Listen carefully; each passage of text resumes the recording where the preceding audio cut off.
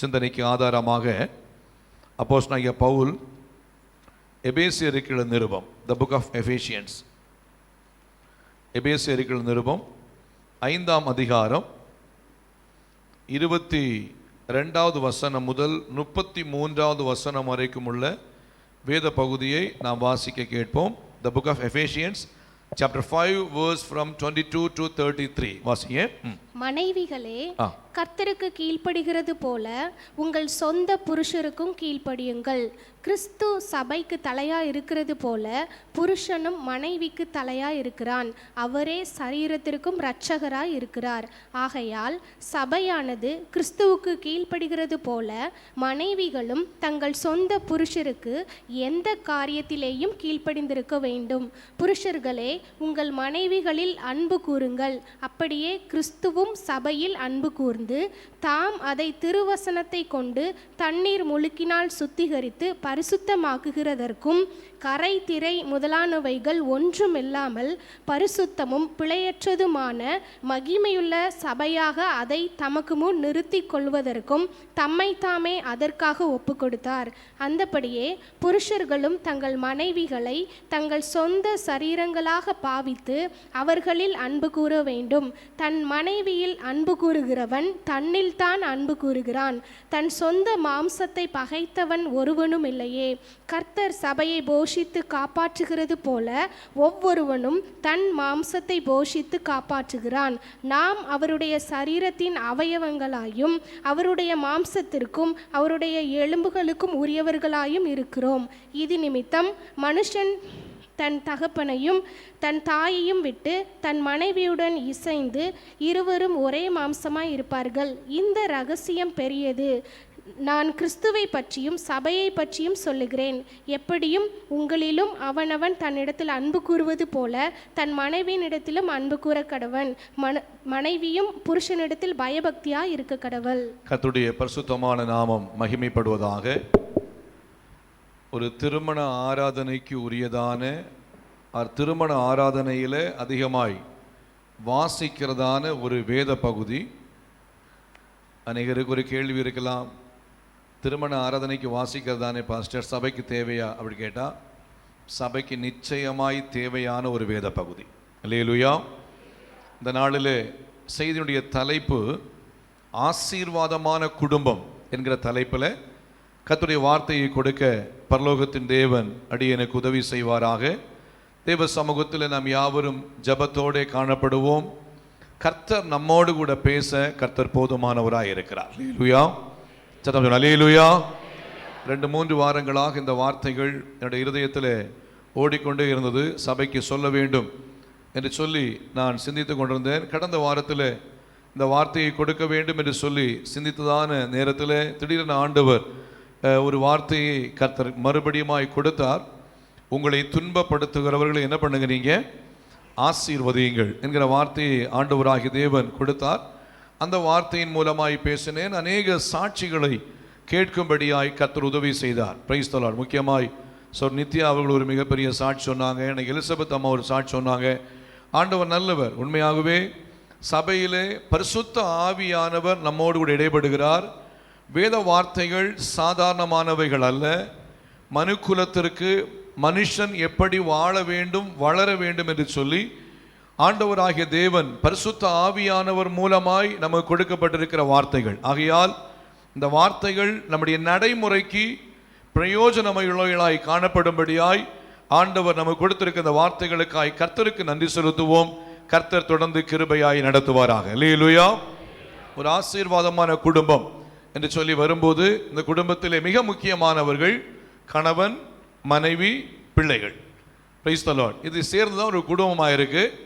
இப்படிப்பட்டதான ஒரு குடும்பத்திலே உள்ள குடும்பத்தின் குணாதிசயங்கள் எப்படி இருக்க வேண்டும் என்கிறதான ஒரு காரியத்தை சபைக்கு அறிவிக்க வேண்டும், கற்றுக் கொடுக்க வேண்டும் என்கிறதான முனைப்பிலே பரிசுத்த ஆவியானவர் இந்த நாள் நம்மோடு கூட பேச கர்த்தர் போதுமானவராக இருக்கிறார். அல்லேலூயா. ஆண்டவராகிய தேவன் குடும்பத்தை மிகவும் ஒரு மிக முக்கியமான பிரைஸ் தி லார்ட் ஒரு சிந்தனையோடு தான் கர்த்தர் ஏற்படுத்தினார். ஆதியிலே பார்க்கும்போது ஆண்டவராகிய தேவன் சகலத்தையும் சிருஷ்டித்து கடைசியாக ஆதாமுக்கு ஒரு ஏற்ற துணையாய் ஏவாளை, ஒரு குடும்பத்தை ஆண்டவர் ஏற்படுத்தி, அந்த குடும்பத்தை ஆண்டவராகிய தேவன் இவை எல்லாவற்றையும் நீங்கள் ஆண்டு கொள்ளுங்கள் என்று சொல்லி ஏற்படுத்தினார். அப்பொழுது குடும்பத்தை ஆண்டவராகிய தேவன் மிக அழகாய் முக்கியத்துவப்படுத்தினார். இரண்டாவது, ஆண்டவராகிய இயேசு கிறிஸ்து கானா ஒரு கல்யாண வீட்டில் தன்னுடைய முதலாவது அற்புதத்தை ஒரு திருமண வீட்டிலே செய்து அந்த இடத்திலே தம்முடைய நாமத்தை மகிமைப்படுத்தினவராயிருந்தார். அல்லேலூயா. ஸோ ஆண்டவராகிய இயேசு கிறிஸ்துவும் திருமணத்திற்கு மிக முக்கியத்துவத்தை கொடுத்தவராயிருந்தார். அதே போல பரிசுத்த ஆவியானவரும், பிரைஸ் தி லார்ட், 1 தீமோத்தேயுவின் புஸ்தகம் 4ஆம் அதிகாரத்திலே வாசிக்கும் போது அதை வாசிங்க, அந்த பகுதியை வாசிங்க. 1 தீமோத்தேயு 4ஆம் அதிகாரம் 1 வாசிங்க. Price the Lord. ஆகிலும் ஆவியானவர் வெளிப்படையாய் சொல்லுகிறபடி பிற்காலங்களிலே மனசாட்சியில் சூடுண்ட பொய்யருடைய மாயத்தினாலே சிலர் வஞ்சிக்கிற ஆவிகளுக்கும் பிசாசுகளின் உபதேசங்களுக்கும் செவி கொடுத்து விசுவாசத்தை விட்டு விலகி போவார்கள். விவாகம் பண்ணாதிருக்கவும். Price the Lord. மனசாட்சியிலே சூடுண்ட பொய்யருடைய மாயத்தினாலே, இந்த இடத்துல பாத்தீங்கன்னா அழகா சொல்றாரு, ஆவியானவர் வெளிப்படையாய் சொல்லுகிறபடி என்று சொல்லி, இந்த இடத்துல பரிசுத்த ஆவியானவரும் விவாகத்தை இந்த இடத்திலே முன்னிறுத்தி சொல்லுகிறவராய் காணப்படுகிறார். அல்லேலூயா.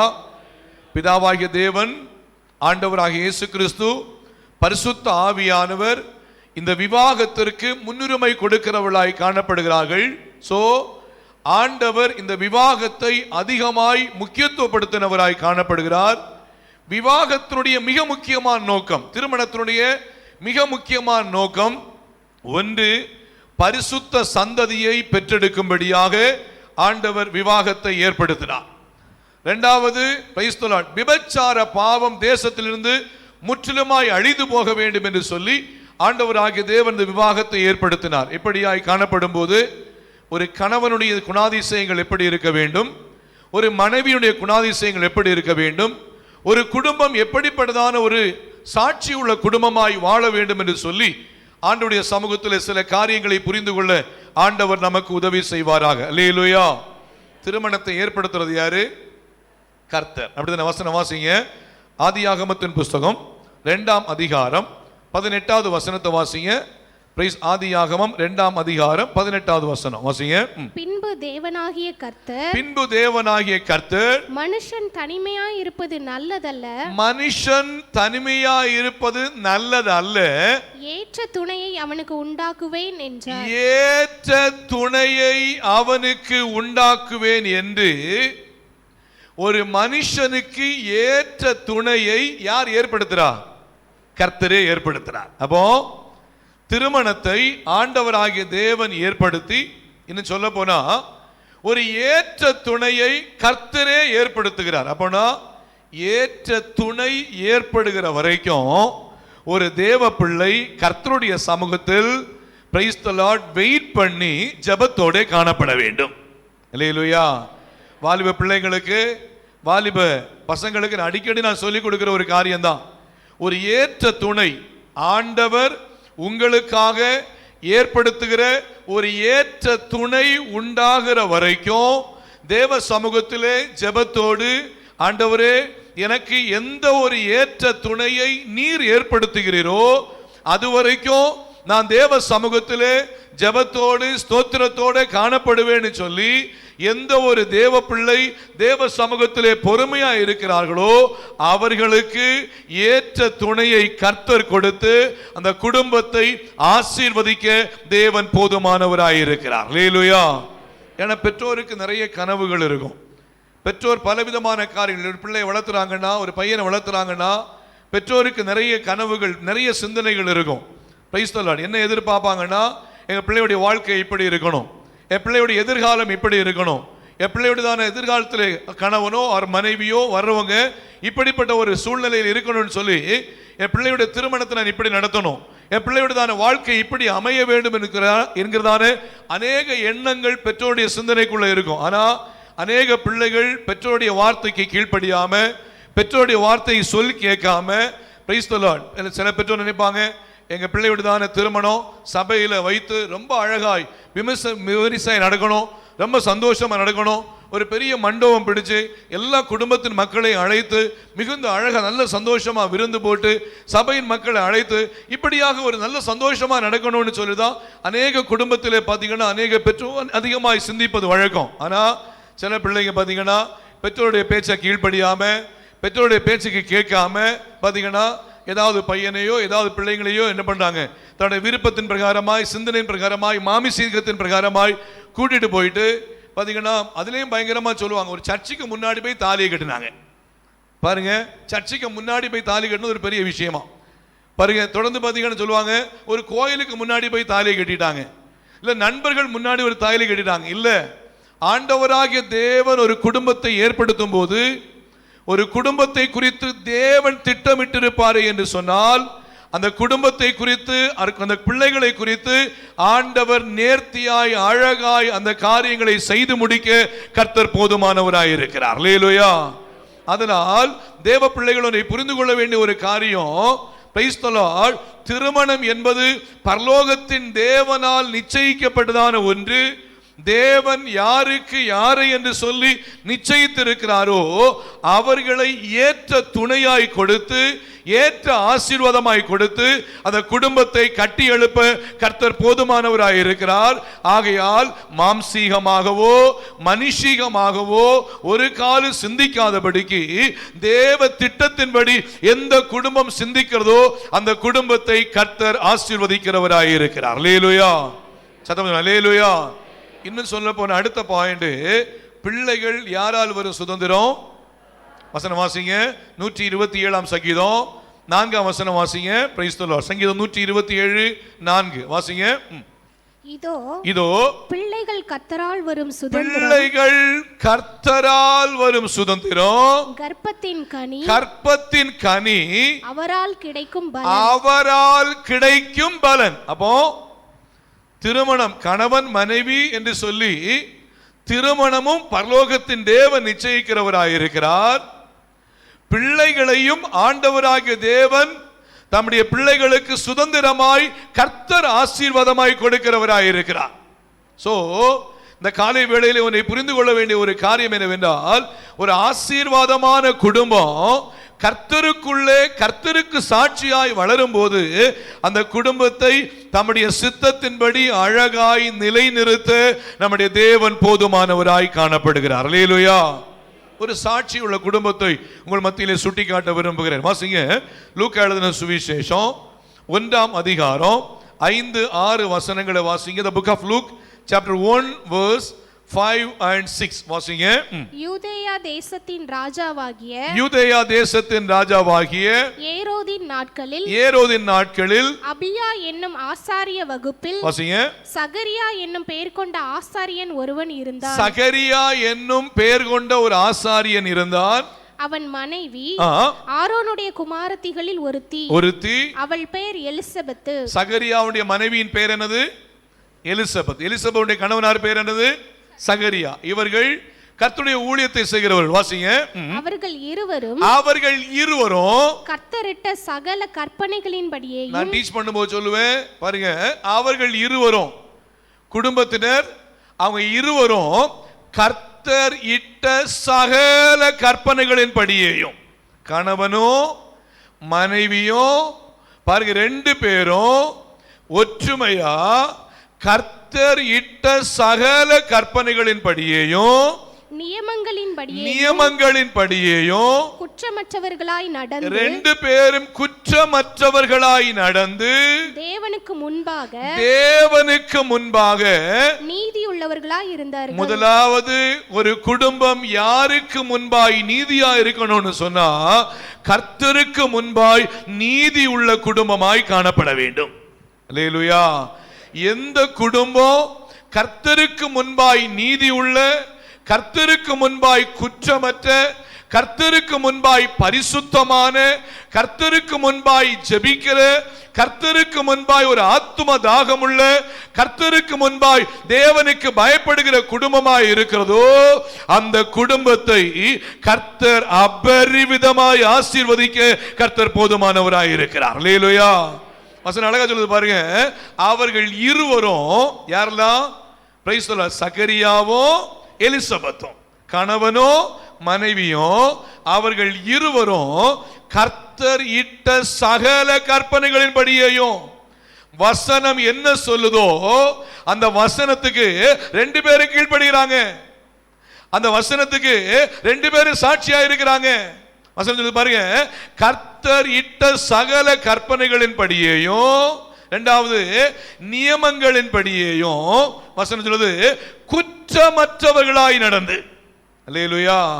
ஒரு சின்ன குற்றம் கூட சத்தியத்தின் பாதையிலே அந்த குடும்பத்திலே குற்றம் கண்டுபிடிக்க முடியல.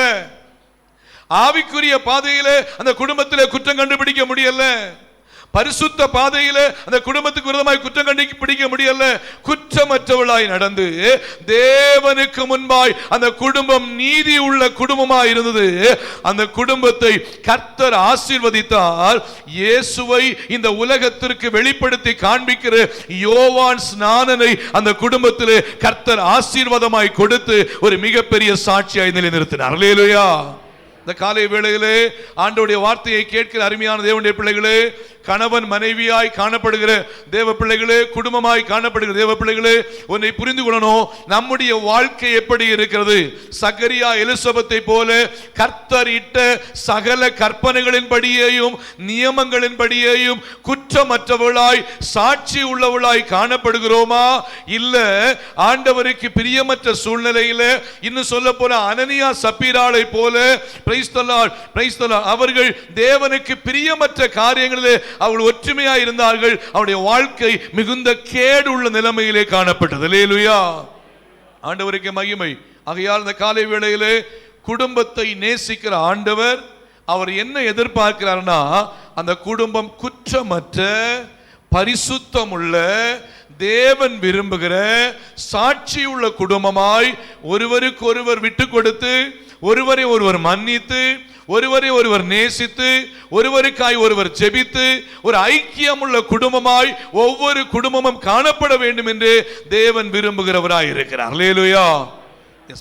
வசனத்தில் வாசிக்கும் போது மனைவி எப்படி இருக்க வேண்டும், வசனம் என்ன சொல்லுது என்று சொல்லி ஒரு சில காரியங்களை கற்றுக்கொண்டு, தொடர்ந்து கணவன் எப்படி இருக்க வேண்டும் என்று சொல்லி ஒரு சில காரியங்களை கற்றுக்கொண்டு, தொடர்ந்து பிரைஸ் தி லார்ட் இருவரும் தேவ சமூகத்தில் எப்படி வாழ வேண்டும் என்று சொல்லி ஒரு சில காரியங்களை கற்றுக்கொண்டு கர்த்தருடைய வார்த்தை நிறைவு செய்யும்படி விரும்புகிறேன். கர்த்தர் மகிமைப்படுவாராக. வாசிங்க நீதிமொழிகளின் புஸ்தகம் 18ஆம் அதிகாரம் 22வது வசனம் வாசிங்க. The book of Proverbs chapter 18 verse 22 வாசிங்க. மனைவியை கண்டடைகிறவன் நன்மையானதை கண்டடைகிறான். கல்யாணம் ஆகிறது, ஒருத்தருக்கு திருமணம் ஆகுதுன்னு சொன்னா மனைவி என்ன பண்றாரு? அவரு கண்டடைகிறார். கண்டடைகிறார்னா வசனம் என்ன சொல்லுது? நன்மையானதை கண்டடைகிறார். கண்டடைகிறார். வாசிங்க. கர்த்தரால் தயையையும் பெற்றுக்கொள்கிறார். அப்ப திருமணம் என்பது எவ்வளவு அழகான ஒரு விஷயம் பாருங்க. திருமணம் ஒரு எவ்வளவு மேன்மையான ஒரு காரியம். வசனம் சொல்லுது பாருங்க. மனைவியை கண்டடைகிறவன் நன்மையானதை கண்டடைகிறான், கர்த்தரால் தயையையும் பெற்றுக்கொள்கிறான். பாருங்க. அப்போ ஆண்டவர் இப்படிப்பட்ட ஒரு ஆசீர்வாதத்தை, இன்னும் சொல்ல போனா குடும்பத்தில் ஒரு ஏற்ற ஒரு மனைவியை ஆண்டவராகிய தேவன் கொடுக்கிறார். அந்த மனைவியின் நிமித்தமாய் கர்த்தரால் தயையை ஒரு புருஷன் பெற்றுக் கொள்கிறான். அப்போ இந்த மனைவி எப்படி இருக்கணும் என்று சொல்லி பார்க்கும்போது வாசிங்க நீதிமொழிகளின் புஸ்தகம் 31ஆம் அதிகாரம் 10ஆம் வசனம் வாசிங்க. நீதிமொழிகள் 31:10 வாசிங்க. குணசாலியான ஸ்திரீயை கண்டுபிடிப்பவன் யார்? குணசாலியான ஸ்திரீயை கண்டுபிடிப்பவன் யார்? அவளுடைய விலை முத்துக்களை பார்க்கிலும் உயர்ந்தது. ஒரு மனைவி எப்படி இருக்கணுமா? எப்படி இருக்கணும்?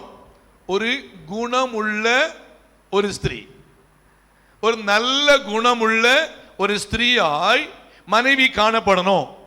அதுல குணசாலியான ஸ்திரீயை கண்டுபிடிப்பவன் யார்? அவள் விலை முத்துக்களை பார்க்கிலும் உயர்ந்தது. என்னென்ன குணங்கள் நான் அடிக்கடி சபையில கற்றுக் கொடுக்கிற விஷயம்தான். ஆனா நம்ம புரிந்து கொள்ள வேண்டியது மிக முக்கியம். நான் ஒரு முறை ஒரு வகுப்பில் உட்கார்ந்து இருக்கும்போது ஒரு ஒரு ஒரு சார் அழகா அதில் டீச் பண்ணார். அவர் ஒரு கேள்வி கேட்டார்.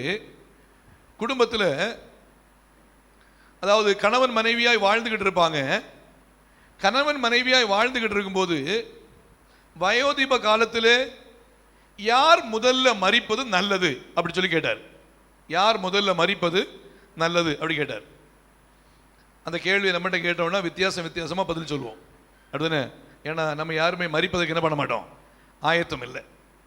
அப்போ அவர் சொல்லும்போது அவர் சொன்ன ஒரு விஷயம் என்னன்னா, முதல்ல கணவர் மரிப்பது ரொம்ப நல்லது அப்படின்னாரு. கணவர் மரிப்பது ரொம்ப நல்லது. ஏன்னா கணவர் எப்போதுமே தன்னுடைய மனைவி என்ன பண்ணியிருப்பாரு, சார்ந்து வாழ்ந்துக்கிட்டே இருப்பார். நிறைய பேர் வீர வசனம் எல்லாம் பேசுவாங்க, நான் அப்படி ஆகும் இப்படி ஆகும் அப்படின்னு நிறைய விஷயம் பேசுவாங்க. ஆனால் தன்னுடைய பலவீனமே யாரு தான், மனைவி தான். காலைல எழும்பின உடனே டீ இல்லைன்னா, டீ கிடைக்கலன்னா நமக்கு அப்போ தான் தெரியும். இன்னும் சொல்ல போனால் காலைல எழும்பின உடனே ஒரு 2 நாள் மனைவி வீட்டுக்கு போயிட்டாங்க, ஊருக்கு போயிட்டாங்கன்னா தெரியும் நம்முடைய சாப்பாடு நிலைமை, வீட்டில் உள்ளதான பாத்திரம் கழுவுற நிலைமை, துணி துவைக்கிற நிலைமை, இந்த வேலையெல்லாம் அப்போ தான் தெரியும் பாருங்க. அப்போ அவர் சொன்ன ஒரு விஷயம், கணவன் முதலாவது மரிப்பது நல்லது அப்படின்னாரு. ஏன்னா மனைவி ஒருவேளை மரித்து போய்விட்டாங்கன்னு சொன்னா கணவனால சர்வை பண்ணவே முடியாது. சர்வை பண்ணவே முடியாதுன்னு சொன்னா எந்த ஒரு காரியத்துக்கும் தன்னுடைய பிள்ளைகளிடத்திலேயோ தன்னுடைய மருமக்களிடத்திலேயோ என்ன பண்ண மாட்டாங்க, அவங்க கேட்க மாட்டாங்க. ஏன்னா தன்னுடைய மனைவி இடத்துல அதிகமாய் பேசி, தன்னுடைய மனைவி இடத்துல அதிகமாக எதிர்பார்த்து எல்லாவற்றையும் அதிகமாக என்ன பண்ணுவாங்கன்னா பார்த்துக்கிட்டே இருப்பாங்க. ஆனால் அதே வேளையில பிள்ளைகள்கிட்ட உரிமையோட கேட்க முடியாது. ஆனால் மனைவி பார்த்தீங்கன்னா இருப்பாங்கன்னா, கணவன் மரித்து மனைவி இருப்பாங்கன்னா அவங்களுடைய வாழ்க்கையை அஸ்யூஷுவலாகவே கொண்டு போவதற்கு அது ஒரு காரணமாய் அமையும். அப்போ கற்றுக் கொடுக்கிற ஒரு காரியம் என்னவென்றால், பிரைஸ் தி லார்ட், கணவன் மனைவியுடைய அன்பு அவ்வளவு முக்கியமானது. அதிலே மனைவி மிகவும் குடும்பத்திலே முக்கியமானவள் என்பதை வேத வசனத்தின் மூலமாய் கற்றுக் கொடுக்கிறோம். ஹல்லேலூயா. கர்த்தர் பாருங்க, ஒரு குணசாலியான ஒரு ஸ்திரீ, குணசாலியான ஸ்திரீயை கண்டுபிடிப்பவன் யார்? அவள் விலை முத்துக்களை பார்க்கலும் உயர்ந்தது. வாசிங்க 31ஆம் அதிகாரம் 11-12 வசனத்தை வாசிங்க. 31-11-12 வாசிங்க. அவள் புருஷனுடைய இருதயம், அவள் புருஷனுடைய இருதயம் அவளை நம்பும், அவளை நம்பும். அவன் சம்பத்து குறையாது, சம்பத்து குறையாது. அவள் உயிரோடு இருக்கும் நாளெல்லாம், அவள் உயிரோடு இருக்கும் நாள் எல்லாம் அவனுக்கு தீமையை அல்ல, அவள் புருஷனுக்கு தீமையை அல்ல நன்மையையே செய்கிறாள். அப்போ உயிரோடு இருக்க நாள் எல்லாம் மனைவி எப்படிப்பட்டவளா இருக்கிறாள் சொன்னா, விட்டு கொடுத்து போறவளா இருக்கிறா. அவனுக்கு தீமையை அல்ல என்ன செய்யறா, நன்மையை செய்கிறவளா இருக்கிறாள். அப்போ மனைவியுடைய குணாதிசயம் எப்படிப்பட்ட குணாதிசயம்? விட்டு கொடுக்கிற குணாதிசயம்.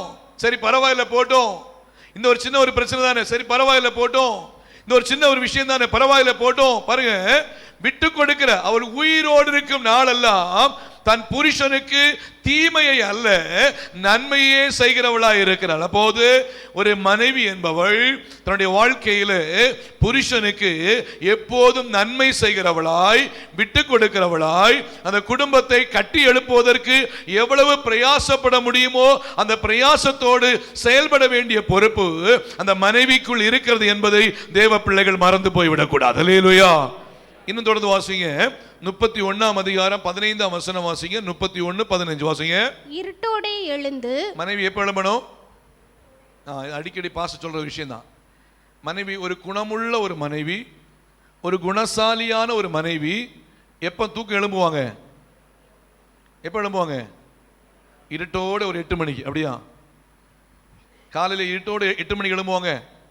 ஒரு சில வீட்டிலலாம் பார்த்தீங்கன்னு சொன்னால் 7 மணி 8 மணி வரையும் தூங்குகிற சகோதரிமார் உண்டு. நோ வசனம் அப்படி சொல்லலை. வசனம் அழகாக சொல்லுது பாருங்க, அவள் இருட்டோடே எழும்பின்னு சொன்னா அதிகாலமே எழும்பி. அல்லேலூயா.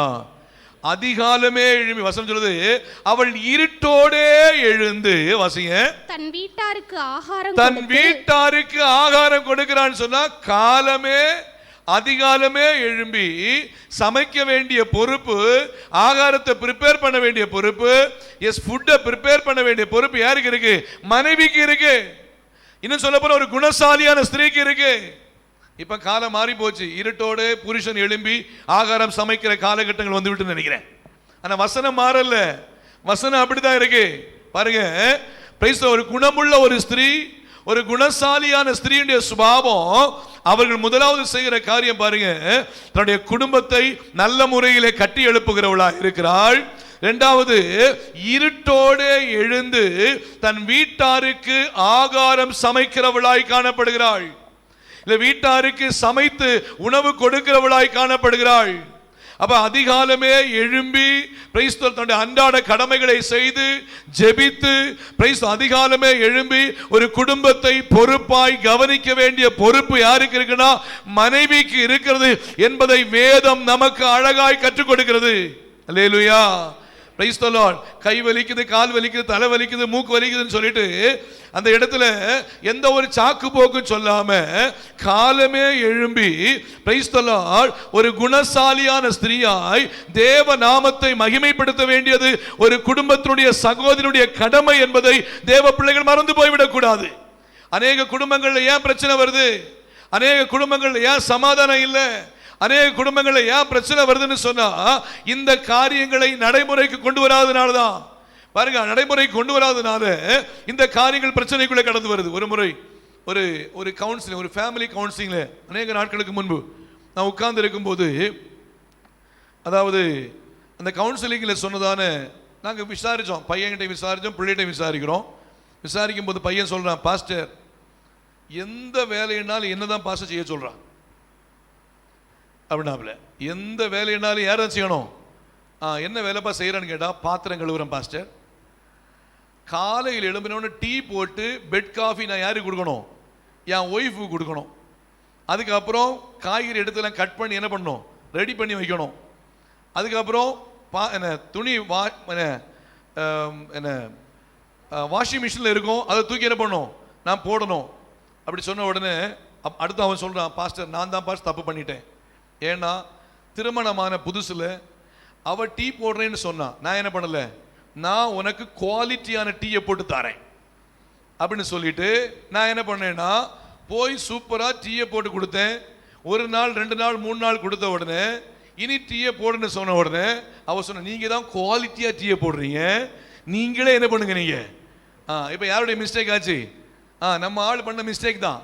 பாருங்க, ஆரம்பத்திலேயே இல்லம்மா நீயே டீயை போடு, நீயே பாத்திரம் கழுகு, நீயே இந்த வேலையை செய், கால் எழும்புற நீயே சமைச்சுக்கோன்னு சொன்னா அவங்க அந்த வேலையை அழகா செஞ்சிருப்பாங்க. பாருங்க, இவர் என்ன பண்ணாருன்னா போய் உதவி செய்யக்கூடாதுன்னு சொல்லல, கண்டிப்பா உதவி செய்யணும், ஹெல்ப் பண்ணலாம், தப்பு இல்லை, நல்ல விஷயம்தான். ஆனா அதே வேளையில தினமும் டீ போடுற அளவுக்குள்ள லெவல் அவர் சொல்லுவார். அப்ப அவருக்கு திருமணமாகி ஒரு 5-6 வருஷம் ஆச்சு. டெய்லி நான் தான் பாஸ்டர் போடுறேன், ஒரு நாள் கூட என்ன பண்ணல எனக்கு டீ போட்டு தருது. நான் ஒருவேளை சுகம் இல்லாம இருக்கிறேன், பலவீனமா இருக்கிறேன்னு சொன்னா நான் படுத்துட்டேன்னா அன்னைக்கு டீயே கிடையாது அப்படி சொல்றாங்க. பாருங்க, எதுக்காக சொல்றேன்னா பிரைஸ் தி லார்ட், ஒரு மனைவியின் கடமை என்னவென்றால் அதிகாலமே எழும்பி தன் வீட்டாருக்கு உணவு கொடுக்க வேண்டிய பொறுப்பிலே மனைவி சாட்சியா இருக்க வேண்டும் என்பதை வேதம் அழகாய் கற்றுக் கொடுக்கிறது. அல்லேலூயா. தொடர்ந்து வாசிங்க, 31ஆம் அதிகாரம் 20ஆம் வசனம் வாசிங்க. நீதிமொழிகள் 31:20 வாசிங்க.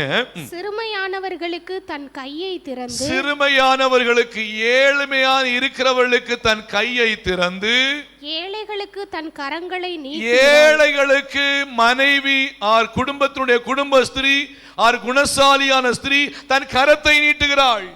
அல்லேலூயா.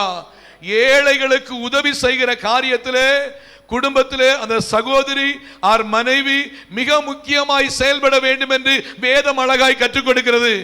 Price the lord. அல்லேலூயா. கொடுக்கிற விஷயத்துல ஒரு குணசாலியான ஸ்திரீ அவள் மிகுந்த சந்தோஷத்தோடு மிகுந்த மகிழ்ச்சியோடு கொடுப்பதற்கு அவள் முன் வருகிறாள். இப்படி கொடுக்கிற குடும்பத்தை கர்த்தர் அதிகமாய் ஆசீர்வதிக்கிறவராய் இருக்கிறார். அல்லேலூயா. பாருங்க, ஒன்று பிரைஸ் தி லார்ட், மனைவியை கண்டடைகிறவன் நன்மையானதை கண்டடைகிறான். கர்த்தர் என்ன பண்றான்? தயையும் பெற்றுக் கொள்கிறான். மனைவி எப்படி இருக்காங்க? ஒரு குணசாலியான ஸ்திரியா இருக்கிறாங்க. உயிரோடு இருக்கும் நாளெல்லாம் தன் கணவனுக்கு நன்மையே செய்கிறவள், விட்டு கொடுக்கிறவளா இருக்கிறாள். இரண்டாவது பாத்தீங்கன்னா இருட்டோடு எழுந்து தன் வீட்டாருக்கு ஆகாரம் கொடுக்கிறாள். தொடர்ந்து ஏழைகளுக்கு உதவி செய்கிறவளா இருக்கிறாள்.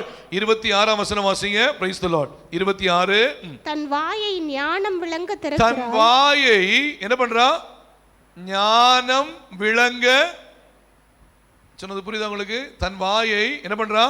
ஞானம் விளங்க திறக்கிறாள். தேவைக்கு மாத்திரம் வாய் என்ன பண்ணுது? திறக்குது.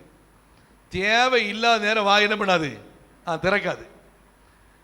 தேவைக்கு மாமியார்கிட்ட பேசும்போது மாமியார்கிட்ட என்ன பேசணுமோ அதுக்கு மட்டும் வாய் திறக்கணும். மருமகள்கிட்ட பேசும்போது என்ன பேசணுமோ அதுக்கு மட்டும் வாய் திறக்கணும். பிள்ளைங்கள்ட்ட பேசும்போது என்ன பேசணுமோ அதுக்கு மட்டும் வாய் திறக்கணும். பெரியவங்கள்ட்ட பேசும்போது என்ன பேசணுமோ அதுக்கு மட்டும் வாய் திறக்கணும். பார்த்தீங்கன்னா சிலவங்க காலையில் எழும்பிலிருந்து ராத்திரி தூங்குற வரைக்கும் ஏதாவது பேசிக்கிட்டே இருப்பாங்க. சலபல பேசிக்கிட்டே இருப்பாங்க. பாருங்க, பார்த்தீங்கன்னா ஏதாவது பேசாமல் இருந்து அவங்களால இருக்கவே முடியாது. தூங்குற நேரம் மட்டும்தான் அவங்களுடைய வாய் அடைச்சிருக்கும். பாருங்க, இப்படி நிறைய பேர் இருப்பாங்க. வசனம் சொல்லுது, அழகா சொல்லுது பாருங்க. மனைவியானவள் குணசாலியான ஸ்திரீ தன் வாயை ஞானம் விளங்க திறக்கிறாள் அப்படின்னு சொன்னா தேவைக்கு மாத்திரம் பேசிட்டு மீதி உள்ள நேரத்தை வாயை ஷட் அவுட் பண்ணிடுறாங்க, வாயை அடைச்சு வச்சிடுறாங்க. இதை பேசலாமா, இதை பேசக்கூடாதா? இதை பேசணும்னா இவங்களுடைய இருதயம் காயப்பட்டு விடுமோ? இந்த பேசிட்டோன்னு சொன்னா இவங்க ஃபீல் பண்ணுவாங்களா? இதை பேசிட்டோன்னு சொன்னா இவங்களுக்கு சமாதானமா இருக்குமா? இதை சொன்னா இவங்களுக்கு ஆறுதலா இருக்குமான்னு சொல்லி அதை ஞானத்தோடு சிந்தித்து அந்த வார்த்தையை பேச வேண்டும் என்று வேதம் அழகாய் கற்றுக் கொடுக்கிறது. அல்லேலூயா. சிலர் பார்த்தீங்கன்னா சடன்னு பேசிடுவாங்க. சடன்னு பேசிட்டு அப்புறம் யோசி, ஐயோ பேசிருக்க கூடாதுல்ல, நான் பேசிருக்க கூடாதுன்னு சொல்லிட்டு சாரிங்க மன்னிச்சுக்கோங்கன்றாங்க. பொதுவாக சிலர் பார்த்தீங்கன்னா ஒரு நாளில் 10-20 சாரி கேட்டுட்டே இருப்பாங்க. வாழ்க்கை ஃபுல்லாக சாரி கேட்கறது தான் அவங்களுடைய வேலையாக இருக்கும். ஆனால் வசனம் சொல்லுது, தன் வாயை ஞானம் விளங்க திறக்கிறாள் என்று சொன்னால் நாம் பேசுவதற்கு முன்பாக இந்த வார்த்தையை பேசலாமா, பேசக்கூடாதா? இந்த வார்த்தை மற்றவர்களை காயப்படுத்துமா, காயப்படுத்தாதா? இந்த வார்த்தை மற்றவர்களுக்கு ஆறுதலா இருக்குமா, சமாதானமா இருக்குமான்னு சொல்லி ஞானமான வார்த்தைகளை எந்த ஒரு தேவ பிள்ளை பேசும்படியாய், எந்த ஒரு சகோதரி பேசும்படியாய் ஞானமாய் செயல்படுகிறார்களோ அந்த குடும்பம் ஒரு மிகச்சிறந்த சமாதானம் நிறைந்த குடும்பமாய் காணப்படும். அல்லேலூயா, அல்லேலூயா. கர்த்தர் நல்லவர். நம்ம சபையில் கூட பார்க்கிறேன், அநேக மாமிமாரை பார்க்கிறேன், அநேக மருமக்களை பார்க்கிறேன். பார்த்தீங்கன்னா ரொம்ப கவனமா ஞானமா குடும்பத்தை நல்ல முறையில் வழிநடத்திட்டு போற அநேக தேவ பிள்ளைகளை நான் பார்க்கிறேன். கர்த்தருக்கே மகிமை உண்டாகட்டும். ஆனா 1-2 பேரை பார்த்தோம்னு சொன்னா கொஞ்சம் அதிக பிரசங்கித்தனமா இருக்கிறதே பார்க்கிறேன். ஆனால் குடும்பம் சமாதானமா இருக்கணும்னு சொன்னா, ஆரோக்கியமா இருக்கணும்னு சொன்னா தன்னுடைய வாய் ஞானம் விளங்க திறக்கிறவளாய் காணப்படணும் என்பதை வசனம் சொல்லுது. அப்படின்னா ஒன்று குணசாலியான ஸ்திரீயா இருக்கணும். இரண்டாவது மனைவி எப்படி இருக்கணும்னா கீழ்ப்படிதல் உள்ளவங்களா இருக்கணும். கீழ்ப்படிதல் வாசிங்க. எபேசியர் 5ஆம் அதிகாரம் 22 முதல் 25 வரைக்கும் வாசிங்க. எபேசியர் 5ஆம் அதிகாரம் 22 முதல் 25 வரைக்கும் வாசிங்க. மனைவிகளே கர்த்தருக்கு கீழ்ப்படிகிறது போல உங்கள் சொந்த புருஷருக்கும் கீழ்ப்படியுங்கள். என்ன சொல்றாங்க? உங்கள் சொந்த புருஷருக்கு என்ன பண்ணுங்க? நீங்க கீழ்ப்படியுங்க. உங்க கணவனாருக்கு நீங்க கீழ்ப்படிய. கொலோசியர்ல சொல்லும்போது சொல்றாரு, உங்கள் சொந்த புருஷருக்கு எந்த காரியத்திலும் கர்த்தருக்குள் கீழ்ப்படியுங்கள். அப்போ இந்த கீழ்ப்படிதல் அனுபவத்தை ஆண்டவராகிய தேவன் ஒரு மனைவிக்கு கற்றுக் கொடுக்கிறவராய் இருக்கிறார். ஒரு கணவனுக்கு நீ கீழ்ப்படியணும். கணவனிடத்துல பேசும்போது ஒரு கீழ்ப்படிதலோடு, சில நடவடிக்கைகளை செய்யும் போது கீழ்ப்படிதலோடு செயல்படணும்னு சொல்லி அவர் கற்றுக் கொடுக்கிறவராய் இருக்கிறார். தொடர்ந்து வாசிக்கும் போது ஆபிரகாமுக்கு யாரு கீழ்ப்படிஞ்சா? சாராள் கீழ்ப்படிந்தாள். ஆதியாகமம் 12ஆம் அதிகாரத்தில் வாசிக்கும் போது வாசிங்க, 1ஆம் வசனத்திலிருந்து வாசிங்க. Price the Lord. ஆதியாகமம் 12ஆம் அதிகாரம் 1லிருந்து வாசிங்க. கர்த்தர் ஆபிராமை நோக்கி நீ உன் தேசத்தையும் உன் இனத்தையும் உன் தகப்பனுடைய வீட்டையும் விட்டு புறப்பட்டு நான் உனக்கு காண்பிக்கும் தேசத்துக்கு போ. நான் உன்னை பெரிய ஜாதியாக்கி உன்னை ஆசீர்வதித்து உன் பெயரை பெருமைப்படுத்துவேன். நீ ஆசீர்வாதமாய் இருப்பாய். உன்னை ஆசீர்வதிக்கிறவர்களை ஆசீர்வதிப்பேன், உன்னை சபிக்கிறவர்களை சபிப்பேன். பூமியில் உள்ள வம்சங்கள் எல்லாம் உனக்குள் ஆசீர்வதிக்கப்படும் என்றார். கர்த்தர் ஆபிரகாமுக்கு சொன்னபடியே அவன் புறப்பட்டு போனான். லோத்தும் அவனோடே போனான். ஆபிரகாம் அரானை விட்டு புறப்பட்ட போது 75 வயதுள்ளவனாய் இருந்தான். இப்போ ஆபிரகாம் கூட யார் போறா? அவருடைய மனைவியும் போறாங்க. அப்படியே சாராளும் ஆபிரகாமோடு புறப்பட்டு போறாங்க.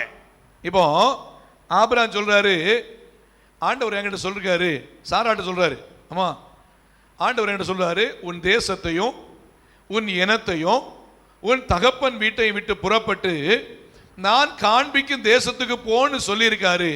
சரி புறப்படுமா, நம்ம கிளம்புறான்றார். இப்போ சாராள் என்ன சொல்லணும்? என்ன சொல்லுவாங்க? நம்ம சாராளா இருப்போம், என்ன பண்ணுவோம்? இங்க நமக்கு நல்ல தோட்டம் இருக்கு, நல்ல ஆடு மாடு இருக்கு, சரியான சாப்பாடு இருக்கு, குடும்பத்தின் மக்கள்லாம் இருக்கிறாங்க, எல்லாருமே எல்லா வசதிகளும் இருக்கு. இந்த சூழ்நிலையில ஆபிரகாம் சொல்றாரு, நம்ம இதெல்லாம் விட்டுட்டு போலாமா அப்படி சொல்லும்போது இவங்க என்ன சொல்லுவாங்கன்னா, எங்க போறோம்னு கேட்பாங்க. எங்க போறோம்னு கேட்டா ஆபிரகாம் என்ன சொல்லுவார்? எங்க போறோம்னு என்ன பண்ணது எனக்கு தெரியாது, ஆண்டவர் சொல்லிட்டாரு போவோம். இப்போ ஒரு சில சாராய் மீன்ஸ் ஒரு சில மக்கள்னு சொன்னா என்ன சொல்லுவாங்கன்னா, நீர் முதல்ல போவோம், போய் பார்த்துட்டு நல்ல இடம்னா திரும்ப வந்து எங்களை என்ன பண்ணுங்க, நீங்க கூட்டிட்டு போங்க. அங்க போய் சாப்பாட்டுக்கு வழி இல்லைன்னா, அங்க கஷ்டப்படணும்னா நீர் வேணா கஷ்டப்படுவீரு, நான் எப்படி கஷ்டப்படுறது? ஆனால் நான் எல்லாம் வர முடியாது, நீர் போகும்னு சொல்லிட்டு அநேக குடும்பங்களிலே அநேக மனைவிமார் அப்படி சொல்லுவது வழக்கமா இருக்கலாம். ஆனால் சாராள் அப்படி சொல்லவே இல்லை. சாராளுக்கு நல்ல ஒரு விசுவாசம் உண்டு. என்னுடைய கணவனாகிய ஆபிரகாம் ஆண்டவரை விசுவாசிக்கிற ஒரு தேவ மனுஷன், கர்த்தருக்கு பயப்படுகிற ஒரு தேவ மனுஷன். கர்த்தர் ஆபிரகாமோடு பேசி இருப்பாரே என்று சொன்னால் நிச்சயமாய் எங்கள் குடும்பத்தை நடத்த எங்கள் ஆண்டவராகிய தேவனாலே நிச்சயமாய் கூடும் என்று சொல்லி தன் கணவன் விசுவாசிக்கிற ஆண்டவர் மேல் நம்பிக்கை வைத்தாள். இரண்டாவது, தன் கணவனுடைய வார்த்தைக்கு கீழ்ப்படிந்தாள். அங்கே அவர்களை கர்த்தர் பிரைஸ் தி லார்ட் அழகான ஒரு ஊருக்கு கொண்டு போறாரு, கானான் தேசத்துக்கு கொண்டு போகிறாரு. அங்கே அவர்களை செல்வ பெருக்கினாலே பெருக்கி ஆபிரகாமும் அந்த குடும்பமும் அந்த தங்கும்படியா இருக்கும்போது பூமி தாங்க கூட கூடாத அளவுக்கு ஆண்டவர் மிகப்பெரிய ஆசீர்வாதத்தினாலே அந்த குடும்பத்தை பெருக பண்ணினார். அல்லேலூயா. மனைவி கீழ்ப்படிஞ்சாங்க, அங்க ஆசீர்வாதம் நடந்துச்சு. அப்ப ஆண்டவர் என்ன எதிர்பார்க்கிறார்னா, ஒரு கீழ்ப்படிதல் உள்ள மனைவியை அந்த குடும்பத்திலே கர்த்தர் எதிர்பார்க்கிறவராய் இருக்கிறார். ஒருவேளை இந்த காலை வேளையில பாஸ்டர் இன்னைக்கு எங்களை போட்டு தாக்குறீங்க போல இருக்கு அப்படி நினைக்காதுங்க. Price the Lord. ஒருவேளை கீழ்ப்படிதலின் அனுபவம் குறைவா இருக்கும்னு சொன்னா தேவ பிள்ளைகள் ஒரு தீர்மானம் எடுக்கணும். என் கணவனாருக்கு எந்த ஒரு விஷயத்திலையும் நான் கீழ்ப்படுகிறதுக்கு நான் ஆயத்தமாக இருக்கிறேன், நான் கீழ்ப்படிவேன் அப்படி சொல்லும்போது நிச்சயமாய் ஆண்டவர் தன்னுடைய வார்த்தையின்படி இந்த குடும்பத்தை ஆசீர்வதிக்க போதுமானவராக இருக்கிறார். ஒருவேளை ஆண்டவரை அறியாத ஒரு குடும்பம், நான் எப்படி கீழ்ப்படுகிறது அப்படி சொல்லி வாசிங்க. அதுக்கு வேத பகுதி இருக்கு. 1 பேதுருவின் புஸ்தகம் 3ஆம் அதிகாரம் 1-2 வசனங்களை வாசிங்க. 1 பேதுருவின் புஸ்தகம் 3ஆம் அதிகாரம் 1-2 வாசிங்க.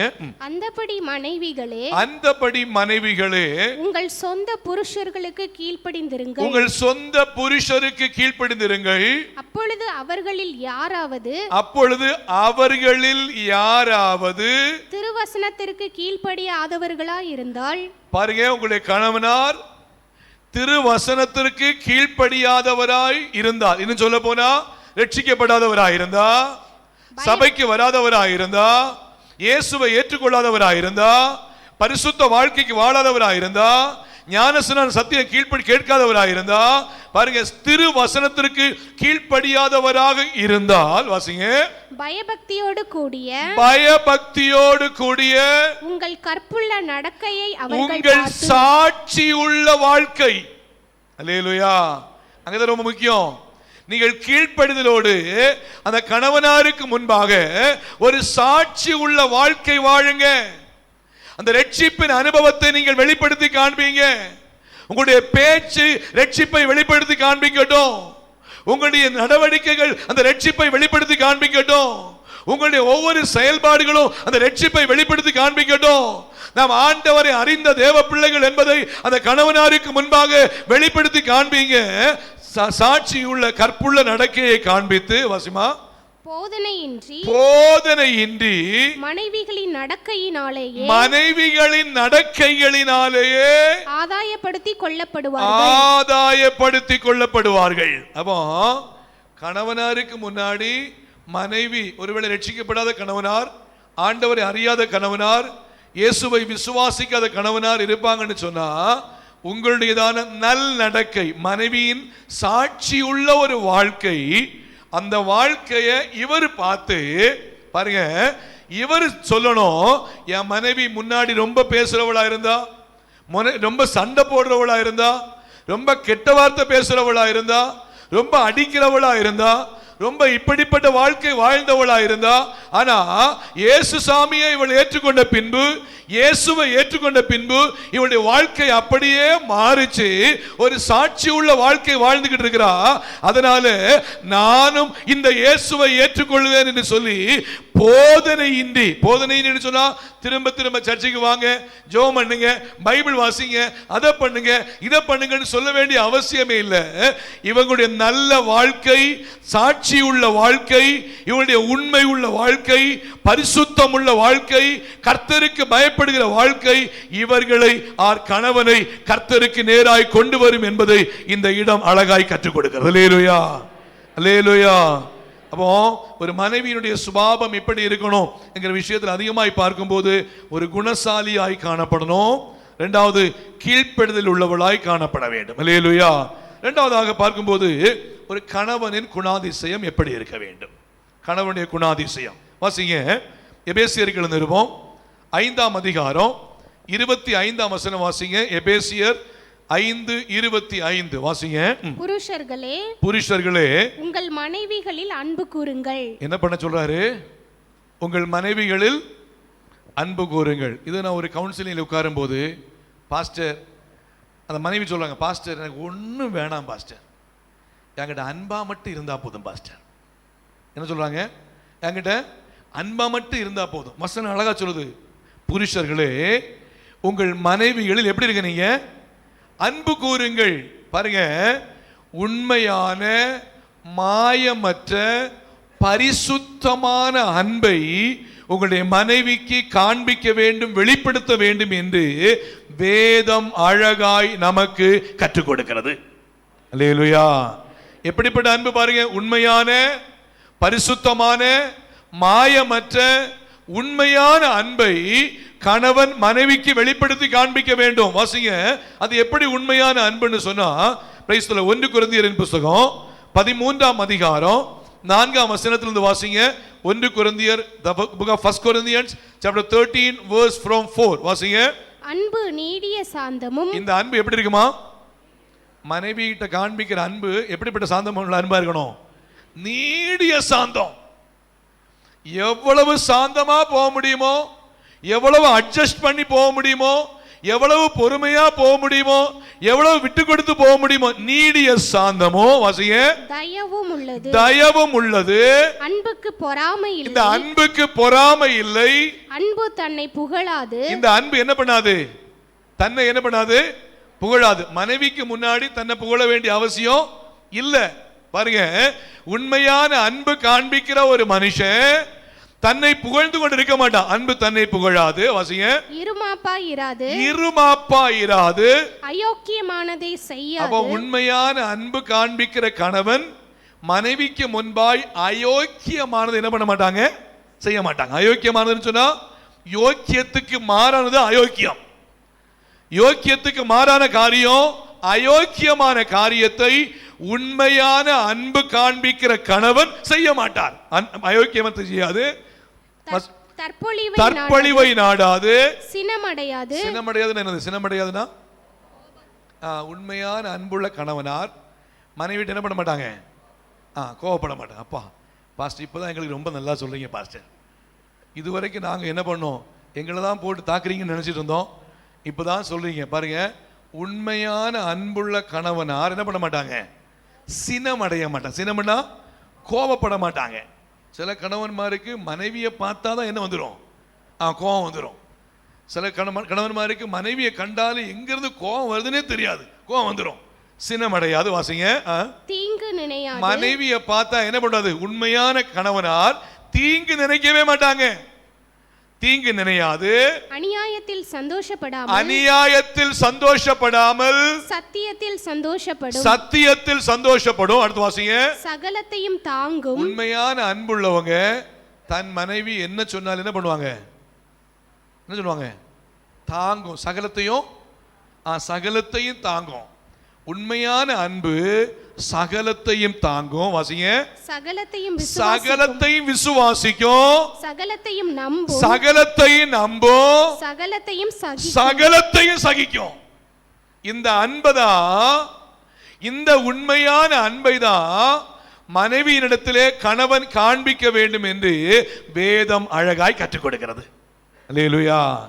சகலத்தையும் தாங்கும், சகலத்தையும் நம்பும், சகலத்தையும் விசுவாசிக்கும், சகலத்தையும் பாருங்க. எல்லாம் சகலத்தையும் சொன்னா உண்மையான அன்பை மனைவியினிடத்திலே வெளிப்படுத்தி காண்பிக்க வேண்டும் என்பதை வேதம் அழகாய் கற்றுக் கொடுக்கிறது. ஒரு உண்மையான கணவனால் தன் மனைவியை உண்மையாய் நேசிக்கிறவளாய் இருப்பார்கள். அந்த நேசத்தை ஒரு கணவன் மனைவிக்கு இடையே இருக்க வேண்டும் என்று வேதம் அழகாய் கற்றுக் கொடுக்கிறது. அல்லேலூயா. திருமணமான தேவ பிள்ளைகளா இருக்கட்டும், இல்ல திருமணமாக போகிற தேவ பிள்ளைகளா இருக்கட்டும், புரிஞ்சுக்கோங்க. இப்படிப்பட்ட ஒரு குடும்ப உறவு, குடும்ப ஐக்கியம், கணவன் மனைவிக்கு இடையே உள்ளதான இப்படிப்பட்டதான ஒரு நல்ல ஒரு ஃபெல்லோஷிப், நல்ல ஒரு ஐக்கியத்தை நீங்கள் உடையவளா இருக்க வேண்டும் என்று வேதம் நமக்கு அழகாய் சொல்கிறது. அல்லேலூயா. இன்னும் கணவனார் என்ன பண்ணக்கூடாது? வாசிங்க. கொலோசியர் 5:19 வாசிங்க. கொலோசியர் 5:19 சீக்கிரம் வாசிங்க. கொலோசியர் 4:19 வாசிங்க. அதுல ஒரே நிமிஷம். கொலோசியர் அவருடைய 3:19 வாசிங்க. புருஷர்களே உங்கள் மனைவிகளில் அன்பு கூறுங்கள். உங்கள் மனைவிகளில் அன்பு கூறுங்கள். அவர்கள் மேல் கசந்து கொள்ளாதிருங்கள். அவர்கள் மேல் கசந்து கொள்ளாதிருங்கள். கசந்து கொள்ளாத அர்த்தம் என்ன? எரிஞ்சு விழாம இருங்கன்றாரு. என்ன பண்ணாதுங்க? நீங்க நிறைய பேருக்கு கோபத்தில் என்ன பண்ணுவாங்க? எதுக்கெடுத்தாலும் இவர் எரிஞ்சு விடுறாரு. இப்போ ஆப்போசிட்ல சொல்லுவாங்க. என்ன சொல்லுவாங்க? மனைவி சொல்லுவாங்க, கணவன் சொல்லுவாங்க, எதுக்கெடுத்தாலும் என் மேல எரிஞ்சு விடுறாயா. பாருங்க, எதுக்கெடுத்தாலும் நீங்க கசந்து கொள்ளாதீங்க அப்படி சொன்னா எந்த ஒரு கசப்பான காரியங்களை செயல்படுத்தாம நீங்கள் கணவன் மனைவி அன்பாய் இருங்கள் என்கிற விஷயத்தை பரிசுத்த வேதாகமத்தின் வாயிலாய் நாம் கற்றுக்கொள்ளப்படுகிறது. அல்லேலூயா. அல்லேலூயா. இப்போ மனைவி எப்படி இருக்கணும், கணவன் எப்படி இருக்கணும், ரெண்டு பேரும் எப்படிப்பட்ட வாழ்க்கை வாழணும். வாசிங்க. Price the Lord. எபேசியர் 5:21 வசனத்தை வாசிங்க. 29. எபேசியர் 5:29 வாசிங்க. தன் சொந்த மாம்சத்தை பகைக்கிறவன் ரெண்டு பேரும் சொல்றாரு, சொந்த மாமிசத்தை பகைத்தவன் ஒருவனும் இல்லையே. கர்த்தர் சபையை போஷித்து காப்பாற்றுகிறது போல, கர்த்தர் சபையை போஷித்து காப்பாற்றுகிறது போல ஒவ்வொருவனும் தன் மாம்சத்தை போஷித்து காப்பாற்றுகிறான். தன் மாமிசத்தை போஷித்து காப்பாற்றுகிறான். வசனம் என்ன சொல்லுது பாருங்க? தன் சொந்த மாமிசத்தை பகைத்தவன் ஒருவனும் இல்லையே.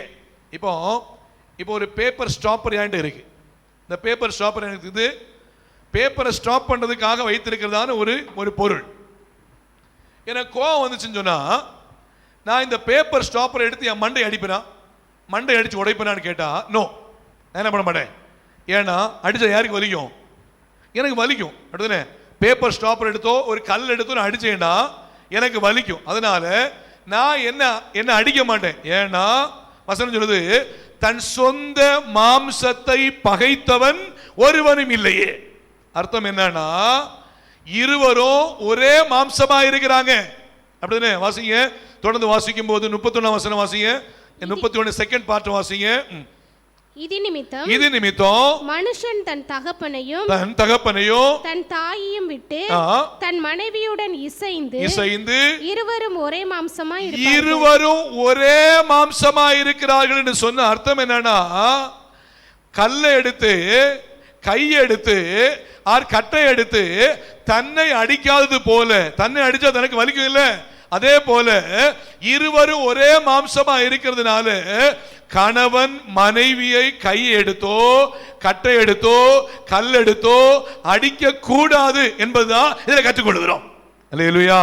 கணவன் என்ன பண்ணாது, மனைவியை அடிக்க கூட. இருவரும் ஒரே மாம்சமா இருக்கிறதுனால, அதாவது கணவன் மனைவி அடிக்க கூடாது. இன்னும் சொல்ல போனா கரண்டி எடுத்தோ இல்ல தவி எடுத்தோ கணவனை என்ன பண்ணாது, பாத்திரம் எடுத்தோ கணவனையும் அடிக்க கூடாது. அப்போ வசனம் சொல்லுது பாருங்க, இருவரும் ஒரே மாம்சம், மாறி மாறி சண்டை போட்டு அடிக்க கூடாதுன்னு சொல்லி சொல்லப்பட்டிருக்கு. இருவரும் ஒரே மாம்சமா இருக்கிறாங்க. கோபம் வரும்போது, அதாவது கணவன் மனைவி அடிக்கிறதோ மனைவி கணவனை அடிக்கிறதோ எவ்விதத்திலும் குற்றமா இருக்கிறது, தவறு என்பதை வேதம் கற்றுக் கொடுக்கிறது. யார் அடிப்பாங்க? யார் அடிப்பாங்கன்னா, ஒரு வசனம் வாசிங்க, மார்க் 5ஆம் அதிகாரம் 5ஆம் வசனம் வாசிங்க. மார்க் 5ஆம் அதிகாரம் 5ஆம் வசனம் வாசிங்க. மார்க் எழுதின சுவிசேஷம் 5:5 வாசிங்க. அவன் எப்பொழுதும் இரவும் பகலும் மலைகளிலும் கல்லறைகளிலும் இருந்து கூக்குரலிட்டு கல்லுகளினாலும் தன்னை காயப்படுத்திக் கொண்டிருப்பான். யார் அது? யார் காயப்படுத்துவா? லேகியோன் பிசாசு பிடித்தவன் எப்பொழுதும் மலைகளிலேயும் கல்லறைகளிலேயும் போய் தன்னை அவன் காயப்படுத்திக் கொண்டே இருப்பான். அப்போ சொந்த மாமிசத்தை பகைத்தவன் ஒருவனுமே இல்லை. சொந்த மாமிசம் சொல்லி வரும்போது கணவனா இருக்கட்டும் இல்ல மனைவியா இருக்கட்டும், கணவனை அடிச்சாலோ இல்ல மனைவி கணவனை அடிச்சாலோ, பிரைஸ் தி லார்ட், இந்த இடத்துல வாசிக்கும் போது ஒருவரை ஒருவர் காயப்படுத்துறாங்கன்னு சொன்னா அவங்களுக்குள்ள ஒரு அசுத்த கிரியை இல்ல லேகியோன் பிசாசு பிடிச்சதுனாலதான் இந்த காரியங்களை செய்யறாங்க. லேகியோன் பிசாசு பிடிச்சவன் தான் என்ன பண்றான், அதாவது தன்னை காயப்படுத்தினவனா இருக்கிறான். அவனுக்கு தெரியல தான் காயப்படுகிறேன், தனக்கு வலிக்கிறது என்கிற விஷயம் பிசாசு பிடிச்ச மனுஷனுக்கு தெரியாம இருக்கு. ஆகையால் ஒரு கணவன் மனைவி என்று வரும்போது ஒருவருக்கு ஒருவர் தங்களை காயப்படுத்திக் கொள்ளாதபடிக்கு தேவனுக்கு முன்பாய் பரிசுத்தமாய் இருக்க வேண்டும், சாட்சியாய் இருக்க வேண்டும் என்று வேதம் நமக்கு அழகாய் கற்றுக் கொடுக்கிறது. அல்லேலூயா. இன்னும் இந்த லேகியோன் பிசாசு பிடிச்ச என்ன பண்றது தெரியுமா? காயப்படுத்தினவங்க மாத்திரம் இல்ல, கூக்குரலிடுறான். சில வீட்டில் பார்த்தீங்கன்னா கணவனார் பக்கத்தில் நிற்பாரு. கணவனார் 4 வீடு தாண்டி கேட்கிற அளவுக்கு சத்தம் போட்டு கூடுவாங்க. அப்படியே மனைவி பக்கத்தில் நிற்பாங்க. 5 வீடு தாண்டி என்ன கேட்கிற அளவுக்கு சத்தம் போட்டு கூடுவாங்க. கூக்குரல். இதெல்லாம் என்ன அப்படின்னா ஒரு அசுத்த ஆவியுடைய கிரியை, பிசாசை கிரியாகும். வீட்டில் எவ்வளவு சத்தம் போட்டா நம்ம வீட்டுக்குள்ள கேட்கும், நம்ம ரூமில் எவ்வளவு சத்தம் போட்டால் நம்ம ரூமுக்குள்ள கேட்கும், நம்ம எவ்வளவு சத்தம் போட்டால் வெளியில கேட்கும் என்கிறதான ஒரு நிதானம் யாருக்கு உண்டாகணும்? ஒரு கணவனுக்கும் மனைவிக்கும் உண்டாகணும். பாருங்க, அந்த நிதானம் இல்லாம கோபத்தின் உச்சம் போகும்போது என்ன பண்றாங்கன்னா, பிரைஸ் தி லார்ட், அந்த இடத்துல கணவன் பேசும்போது பக்கத்தில் நிற்பாரு. யோன்னு சொல்லிட்டு அல்லனா கணவனை பேரை சொல்லிட்டு அல்லனா ஏதாவது ஒரு கெட்ட வார்த்தையை சொல்லிட்டு தேவையில்லாத வார்த்தையை சொல்லிட்டு இப்படி பேசுறோம்னு சொன்னா அது ஒரு அசுத்த ஆவியோட கிரியை. மனைவி அப்படி சொன்னாலும் சரி, அசுத்தாவுடைய கிரியை. சோ தேவ பிள்ளைகளை புரிந்து கொள்ளணும். இந்த லேகியோன் பிசாசு பிடிச்சோம். மறுபடியும் வாசிங்க அந்த வசனம் வாசிங்க, இப்ப புரியும் உங்களுக்கு. 5:5 வாசிங்க. அவன் எப்பொழுதும் இரவும் பகலும் மலைகளிலும் கல்லறைகளிலும் இருந்து கூக்குரலிட்டு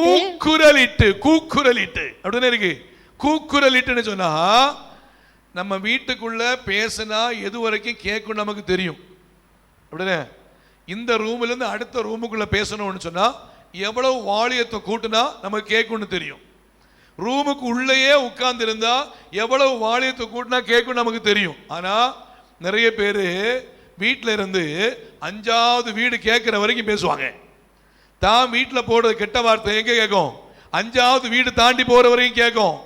தான் வீட்டில் போடுறதான வார்த்தை 5வது வீடு பாத்தீங்க ரட்சிக்கப்பட்டிருப்பாங்க சொல்லுவாங்க. பக்கத்து வீட்டுக்கார ஆண்டவர் அறியாம இருப்பாங்க. அவங்க சொல்லுவாங்க ஞாயிற்றுக்கிழமை ஆச்சுன்னா பைபிளை தூக்கிட்டு குடுகுடுன்னு போறாங்க. ஆனா வீட்டுல சண்டைக்கு மேல சண்டை, கூக்குறலுக்கு மேல கூக்குறல், பிரச்சனைக்கு மேல பிரச்சனை. சோ என்ன சொல்றேன்னா கணவன் மனைவிக்கு இடையே உள்ள ஐக்கியத்தை ஆண்டவர் அவர் எதிர்பார்க்கிறவராய் இருக்கிறார். அல்லேலூயா, சத்தமா அல்லேலூயா, அல்லேலூயா. ஏன்னா ஒரு குடும்பம் பரிசுத்தமாய் உண்மையாய் வாழணும்னு சொன்னா அந்த இருவரும் கணவனும் மனைவியும் ஒரே மாம்சமா இருக்கிறார்கள் என்கிற விஷயத்தை ரொம்ப கவனமாய் பார்க்கணும். Price the Lord. கூடவே கணவன் மனைவி திருமணம் ஆயிடுச்சுன்னு சொன்னா இன்னும் இதை சொல்லிக் கொடுக்க வேண்டிய விஷயமா இருக்கு. திருமணம் ஆயிடுச்சுன்னு சொன்னா ஒரு காலம் நியூலி மேரிடு கப்பிள், திருமணமானதான என்ன ஒரு புது புது புது தம்பதிகள்கிட்ட பெற்றோர் அதிகமாக இன்டர்ஃபியர் ஆகி அந்த குடும்பத்தினுடையதான சமாதானத்தை கெடுப்பதற்கு ஒரு காலம் பெற்றோர் காரணமாக இருக்கவே கூடாது. அநேக குடும்பங்களில் பிள்ளைகள், அதாவது கணவன் மனைவி நியூலி மேரிடான பிள்ளைங்களை கெடுக்கிறதுக்கு அவங்களுடைய குடும்பத்தின் பெற்றோர் ஒரு காரணமாக இருக்கிறாங்க. ஒருவேளை பிள்ளையோடைய அம்மா, இல்லை பையனுடைய அம்மா, இல்லை பிள்ளையுடைய அப்பா, இல்லை பையனுடைய அப்பா ஒரு காரணமாக இருக்கிறாங்க. பாருங்க, எப்போதுமே அந்த குடும்பத்தினுடைய ஐக்கியம் மிக முக்கியம். திருமணம் என்பது நம்முடைய கவர்மெண்ட் சட்ட பிரகாரம் ஒரு சர்டன் வயசு ஆனாதான் திருமணமே பண்ண முடியும், ரெஜிஸ்டர் பண்ண முடியும். நோக்கம் என்ன பாருங்க, இந்த வயசு ஆனாதான் திருமணம் பண்ண முடியும் என்கிறதான ஒரு சட்டத்தை நம்ம கவர்மெண்ட் வச்சிருப்பதன் நோக்கம் இவங்க கொஞ்சம் மெச்சூர் ஆயிருப்பாங்க. இனி திருமணம் ஆச்சுன்னா இவங்க வாழ்க்கையை இவங்க நடத்திக்கிடுவாங்க என்கிறதான விஷயத்துக்குள்ளதான் அந்த திருமணத்திற்கு ஒரு வயதை வச்சிருக்கிறாங்க. அந்த வயது வரம்புக்கு மேலே திருமணம் ஆகிற பட்சத்தில் எந்த சூழ்நிலையிலும் குடும்பத்தினர் சென்று அந்த குடும்பத்தில் அந்த பிள்ளைகளுதான சமாதான கேட்டை கொண்டு வராதபடிக்கு அந்த குடும்பத்தின் மக்கள் மிகுந்த கவனமாக இருக்க வேண்டும். அல்லேலூயா, அல்லேலூயா. வசனம் சொல்லுது முப்பிரி நூல் சீக்கிரமாய் அறாது. முப்பிரி நூல் சொன்னா கணவன் மனைவிக்கு இடையே ஆண்டவர் இருந்து அவர்கள் கர்த்தருக்குள் கட்டப்பட்டவளா இருந்தால் அந்த குடும்பத்தை சீக்கிரமாய் யாராலும் பிரிக்க முடியாது. அல்லேலூயா. அநேக குடும்பங்கள்ல அநேக குடும்பத்தில் உள்ளதான தாய்மார், குடும்பத்துள்ள பெற்றோர் தாய்மார் என்ன பண்ணுவாங்கன்னா சின்ன சின்ன விஷயத்தை கேட்டுட்டு அவர் அப்படி பண்ணிட்டாரா, இவர் எப்படி பண்ணிட்டாரா, பெட்டியை தூக்கிட்டு வீட்டுக்கு வந்துரு, பெட்டியை தூக்கிட்டு அங்க போயிரு அப்படி சொல்லிட்டு அநேக குடும்பங்களுடைய சமாதானத்தை கெடுப்பதற்கு தாய்மார் காரணமா இருக்கிறாங்க. திருமணம் ஆயிடுச்சுன்னு சொன்னா பெற்ற பிள்ளைகள் என்ன பண்ணும், அவங்க சமாதானமா இருக்கணும் விட்டுறணும். சுமார் ஒரு 2 மாசம் 2 வருஷம் 3 வருஷம் அவங்க ஒருத்தருக்கு ஒருத்தர் சில வாக்குவாதங்கள் வந்தா கூட, சின்ன சின்ன பிரச்சனைகள் வந்தா கூட ஒருத்தர் புரிஞ்சுக்கிடுவாங்க, ஒருத்தருக்கு ஒரு அண்டர்ஸ்டாண்ட் பண்ணிக்கிடுவாங்க. 2 3 வருஷம் 4 வருஷம் 5 வருஷம் ஆச்சுன்னு சொன்னா அப்பா அம்மா என்ன சொன்னாலும் சரி, என் அப்பா இப்படிதான், என் அம்மா இப்படிதான், என் அண்ணா இப்படிதான், என் தங்கச்சி இப்படிதான் சொல்லி தன்னுடைய குடும்பத்தை கட்டி எழுப்புவதற்குண்டான விஷயங்கள்ல குடும்பம் காணப்பட ஆரம்பிப்பாங்க. அல்லேலூயா. சோ இந்த நாட்களில் அநேக குடும்பங்களுடைய சமாதானத்திற்கு குடும்பத்தில் மற்ற நபர்கள் ஒரு காரணமா இருக்கிறாங்க. தேவ பிள்ளைகள் ஒரு குடும்பத்தின் சமாதானத்திற்கு இன்னும் வளர்ச்சி காரணமா இருக்க வேண்டுமே தவிர சமாதானம் கெட்டு போவதற்கு ஒரு காலம் காரணமா இருக்கக்கூடாது. அல்லேலூயா, அல்லேலூயா. பாருங்க, இந்த நாட்களில் கிறிஸ்தவ குடும்பங்களில் கூட அதிகமான டிவோர்ஸ் என்கிற காரியம் இருக்கு. இந்த டிவோர்ஸ் என்கிற வார்த்தையை குடும்பத்துக்குள்ள பேசவே கூடாது. பார்த்தீங்கன்னா கிறிஸ்தவ குடும்பத்தில் வேதம் நமக்கு கற்றுக் கொடுக்கிறதான ஒரே ஒரு காரியம், விபச்சார முகாந்திரத்தினால் ஒழிய தன் கணவனையோ தன் மனைவியோ என்ன பண்ணாது, தள்ளிவிடக்கூடாது. வசனம் சொல்லுது, வாசிங்க. மத்தேயு 19:9 வாசிங்க. மத்தேயு 19:9 சீக்கிரம் வாசிங்க. மத்தேயு 19:9. ஆதலால் எவனாகிலும் தன் மனைவி வேசித்தனம் செய்ததின் நிமித்தமே அன்றி அவளை தள்ளிவிட்டு வேறொருத்தியை விவாகம் பண்ணினால் அவன் விபச்சாரம் செய்கிறவனாய் இருப்பான். அப்போ ஒரே ஒரு காரணம் சொல்றாரு,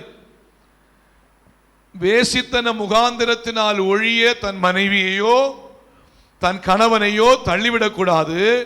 மற்றபடி குடும்பத்திலே டிவோர்ஸ் என்கிற வார்த்தையை, திருமணமான தேவ பிள்ளைகள் இந்த வாயில் வார்த்தையை, டிவோர்ஸ்ங்கிற வார்த்தையே சொல்லக்கூடாது. நிறைய குடும்பத்தில் பார்த்தீங்கன்னா சின்ன ஒரு பிரச்சனை ஆக வேண்டாம், சின்ன ஒரு காரியம், உன்னை டிவோர்ஸ் பண்ணிடுவேன், நான் உன்னை விட்டுருவேன், நான் உன்னை விட்டுட்டு போயிடுவேன் அப்படி சொல்லி என்ன பண்ணுவாங்கன்னா இப்படிப்பட்ட வார்த்தைகளை பேசுவாங்க. ஆவிக்குரிய கர்த்தருடைய பிள்ளைகள், ரட்சிக்கப்பட்ட தேவ பிள்ளைகள் ஒரு காலம் இந்த வார்த்தை என்ன பண்ணாது, நம்ம யூஸ் பண்ணவே கூடாது. கடைசியா ஒரே ஒரு காரியம், தேவ பிள்ளைகள், ரட்சிக்கப்பட்ட தேவ பிள்ளைகள், ஆண்டவருடைய பிள்ளைகள் அபார்ஷன் பண்ணவே கூடாது. என்ன அபார்ஷன் பண்ணவே கூடாது. நிறைய பேருக்கு என்னன்னா இந்த புரிதல் இல்லாமல் இருப்பாங்க. ஆண்டவரை ஏற்றுக்கொண்டு ரட்சிக்கப்பட்டு கர்த்தரை அறிந்த பிள்ளைகள் அநேகர் பார்த்தீங்கன்னா அபார்ஷன் பண்றது ஒரு சர்வ சாதாரணமாக எடுத்துக்கொள்றாங்க. Price the Lord. வசனம் சொல்லுது, அழகா சொல்லுது பாருங்க. எக்ஸோடஸ், யாத்ராகமத்தின் புஸ்தகம் 20ஆம் அதிகாரம் 13ஆம் வசனம் சொல்லுது, கொலை செய்யாதிருப்பாயாக. என்னது? கொலை செய்யாதிருப்பாயாக. ஒரு பிரைஸ் தி லார்ட், ஒரு ஆவிக்குரிய குடும்பம், ஒரு ஆவிக்குரிய திருமணம் செய்த தேவ பிள்ளைகள், ஆவிக்குரிய பாதையில் இருக்கிற தேவ பிள்ளைகள் அபார்ஷன் பண்ணவே கூடாது, பண்ணவே கூடாது. பாருங்க, பிரைஸ் தி லார்ட். தேவ பிள்ளைகள் இதில் மிகுந்த கவனமாக இருக்க வேண்டும். Price the Lord. இந்த காரியங்களை வசனத்தின் வாயிலாக நாம் கற்றுக்கொள்ள வேண்டியது மிகவும் அவசியமாக இருக்கிறது. ஆகையால் தேவ சமூகத்தில் திருமணம் பண்ணும்போது என்ன பண்ணுவாங்கன்னா ஒரு வாக்குறுதியை கேட்பாங்க. கையை பிடிச்சு சொல்லுவாங்கல்ல, வாழ்விலும் தாழ்விலும், சுகத்திலும் சுகவீனத்திலும், இன்பத்திலும் துன்பத்திலும், மரணம் நம்மை பிரிக்கும் வரைக்கும் பிறர் முகம் காணாதபடிக்கு உனக்கே கணவனாய் உமக்கே மனைவியாய் நான் வாழுவேன் என்று மனதார உறுதி கூறுகிறேன்னு சொல்லி தேவ சமூகத்திலே வாக்கு கொடுத்துட்டோன்னு சொன்னா தேவ பிள்ளைகள் தேவ சமூகத்திலே உண்மையா இருக்க வேண்டும் என்று பரிசுத்த வேதாகமம் அழகாய் கற்றுக் கொடுக்கிறது. அல்லேலூயா. பரிசுத்தவான்கள் முன்னிலைமையில் எடுக்கிற வாக்குறுதி, தேவ சமூகத்தில் எடுக்கிற வாக்குறுதி, இவைகளை பரலோகத்தின் தேவன் கவனிக்கிறவராய் இருக்கிறார். அந்த வாக்குறுதியை ஒரு காலம் மீறாதபடிக்கு பரிசுத்தமாய் உண்மையாய் எந்த குடும்பம் வாழுகிறார்களோ காணப்படுகிறார்களோ அவர்கள் ஒரு ஆசீர்வதிக்கப்பட்ட குடும்பமாய் வளருவார்கள் என்பதிலே சந்தேகமே இல்லை. அல்லேலூயா.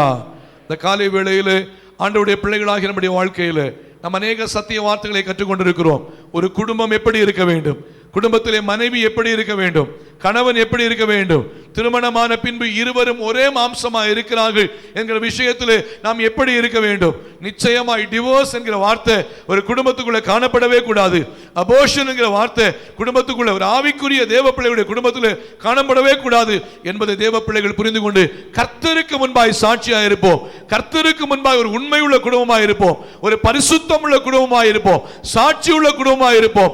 நாம் சாட்சியாய் வாழ்ந்து அநேகருக்கு இயேசுவின் அன்பை தேசத்திற்குள்ளே கொண்டு செல்வோம். கர்த்தர் இந்த வார்த்தையின் மூலம் நாம் ஒவ்வொருவரையும் ஆசீர்வதிப்பாராக.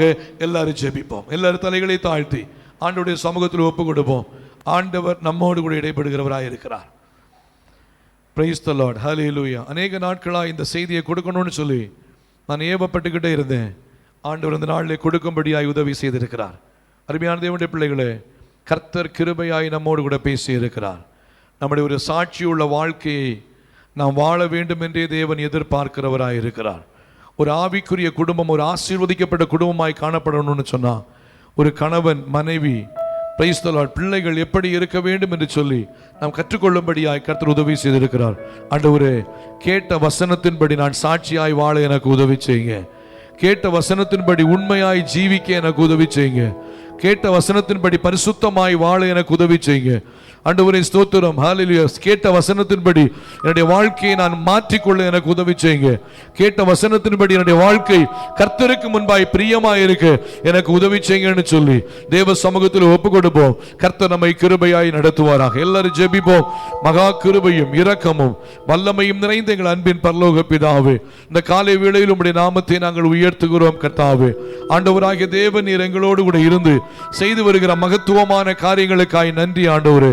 ஒரு ஆசீர்வாதமான குடும்பம் எப்படி இருக்க வேண்டும் என்று சொல்லி ஆண்டவரே, price the Lord, Zechariah Elizabeth அவருடைய குடும்பம் ஒரு ஆசீர்வதிக்கப்பட்ட குடும்பமாய் காணப்பட்டது போல ஆண்டவரே, எங்கள் ஒவ்வொருடைய குடும்பமும் ஆசீர்வதிக்கப்பட்ட குடும்பமாய் காணப்படுவதற்கு பரலோகத்தின் தேவன் உதவி செய்வீராக. மனைவியின் குணாதிசயங்கள் என்ன? ஓ பிரைஸ் தி லார்ட், ஹல்லேலூயா. கணவனின் குணாதிசயங்கள் என்ன? இருவரும் ஒரே மாம்சமா இருந்தால் எப்படிப்பட்டவர்களா இருக்க வேண்டும் என்று சொல்லி ஆண்டவரே ஸ்தோத்திரம். நாங்கள் அநேக காரியங்களை கற்றுக்கொண்டது மாத்திரமல்ல, டிவோர்ஸ் பண்ணக்கூடாது, ஓ பிரைஸ் தி லார்ட், அபோர்ஷன் பண்ணக்கூடாது என்கிறதான சத்திய காரியங்களையும் வேத வசனத்தின் மூலமாக எங்களை கற்றுக் கொடுத்தபடியால் உமக்கு கோடான கோடி நன்றி ஆண்டவரே. இந்த வார்த்தைகள் எங்களை பலப்படுத்தினபடியால் உமக்கு நன்றி. இந்த வார்த்தைகள் எங்களை ஆரோக்கியப்படுத்தினபடியால் உமக்கு நன்றி. எங்களுடைய உள்ளான மனுஷன் கட்டப்பட்டபடியால் உமக்கு நன்றி. நாங்கள் ஆண்டவரை இன்னும் நல்ல புரிதலோடு ஒரு குடும்ப வாழ்க்கை செய்யும்படியாய் இந்த வார்த்தைகள் எங்களை புடமிட்டபடியால் உமக்கு நன்றி. கர்த்தர் செய்தபடியினால் உமக்கு கோடான கோடி ஸ்தோத்திரம் ஆண்டவரே. கர்த்தாவே, ஒவ்வொரு குடும்பம் அப்படியா இருக்கட்டும் ஆண்டவரே ஸ்தோத்திரம். வாலிப பிள்ளைகளும் சாட்சியாய் வாழ்ந்து தேவ திட்டத்தை நிறைவேற்ற பரலோகம் உதவி செய்யட்டும். தேவன் செய்கிற மகத்துவமான காரியங்களுக்காய் நன்றியப்பா. இம்மட்டும் ஆராதனை நடத்தின ஆண்டவர் தொடர்ந்து நடத்துங்க. இரண்டாவது ஆராதனை கிருபை கூட இருக்கட்டும். பெரிய காரியங்களை கர்த்தர் செய்யுங்க. சாயங்காலம் இருக்கிற ஹிந்தி ஆராதனை கர்த்தர் ஆசீர்வதிங்க. தேவ பலனும் ஆரோக்கியமும் கூட இருப்பதாக இயேசு இரட்சகரின் நாமத்தில் கேட்கிறோம் நல்ல பிதாவே, ஆமென். எல்லாரும் சேர்ந்து சொல்லுவோம், என் ஆத்துமாவே கர்த்தரை ஸ்தோத்திரி, என் முழு உள்ளமையுடைய பரிசுத்த நாமத்தை ஸ்தோத்திரி. என் ஆத்துமாவே அவர் செய்த சகல உபகாரங்களையும் மறவாது. ஆமென். நம்முடைய கர்த்தரும் இரட்சகருமாகிய இயேசு கிறிஸ்துவின் கிருபையும் பிதாவாகிய தேவனுடைய அன்பும் பரிசுத்த ஆவியானுடைய ஐக்கிய நம் அனைவரோடு சகல பரிசுத்தவான்களோடும் இன்றும் இன்று சதா காலங்களிலும் நாம் அனைவரோடு கூட இருப்பதாக. ஆமென். அல்லேலூயா, அல்லேலூயா, அல்லேலூயா. கர்த்தர் நம்மோடு ஆசீர்வதிப்பாராக. ஒருவருக்கு கரங்களை கொடுத்து சமாதானத்தோடு கடன் சொல்லுவோம். கர்த்தர் நம்மோடு நடத்துவாராக. ஆமென். God bless you.